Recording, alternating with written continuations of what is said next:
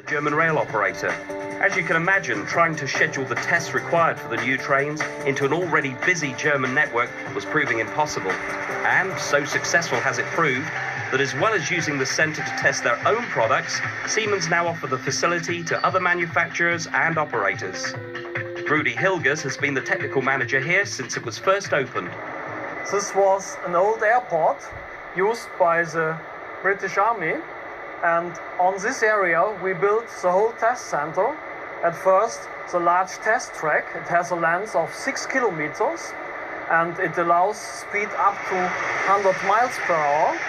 And then we built a little test track, it has 2.5 kilometers in length and allows speed up to 62 miles per hour. These tracks have allowed Rudi and his team to develop an extensive test program. This includes endurance tests, which historically have always been one of the most difficult things to schedule onto a mainline network. Soundproofing and noise emission tests can be carried out against fairly constant background levels. And although the test site is very flat, they found a clever way to simulate gradients. This is done by attaching a brake locomotive to the loco under test, thus creating the effect of a never-ending incline. As well as the work done on the track, areas have been developed to enable very specific static tests, such as here, where the individual axle weights can be measured, as well as the tolerances in the bogies. The larger workshop areas also allow onboard functions, such as communications and air conditioning, to be checked as part of customer acceptance. And as Rudi explains, the Wildenrat facility now plays host to a very wide variety of trains. We have trains for long distance, the ICE train, and we have a lot of trams here, subways, for all over the world. So everything from a tram to an ICE here, you can take it all? Yes.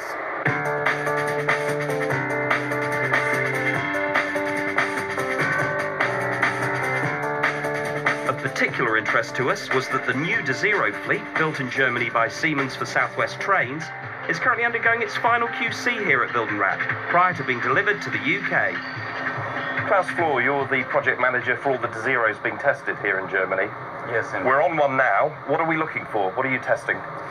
Well, at the moment we are doing special testing regarding the influence of the electrical power of the train to the power supply of the rail track.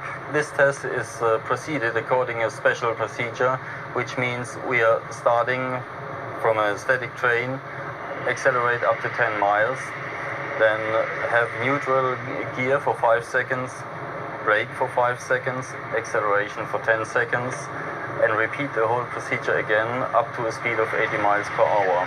And what about some of the other tests that you're carrying out? Here in Wildenrat are basically done 95% of all the tests which are necessary to run the train in the UK. So, for example, the functionality of battery, engine, the motor itself.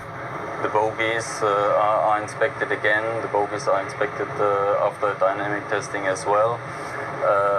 Water testing, which means we are running the train through a kind of washing machine and putting water in a defined amount on the train, looking if the air condition is okay, the doors are okay.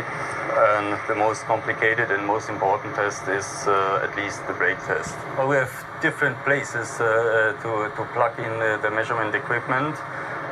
All the failures and the actions running in the train are monitored, and we can analyze them after the test run. And what happens when all the tests are completed?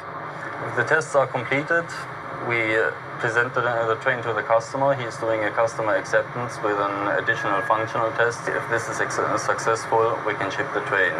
This unit, for example, will be shipped on Friday this week. So once it leaves here, you're happy with it and the customer's happy with it? Yes, definitely. We are not allowed to ship a train if the customer is not happy. Definitely not.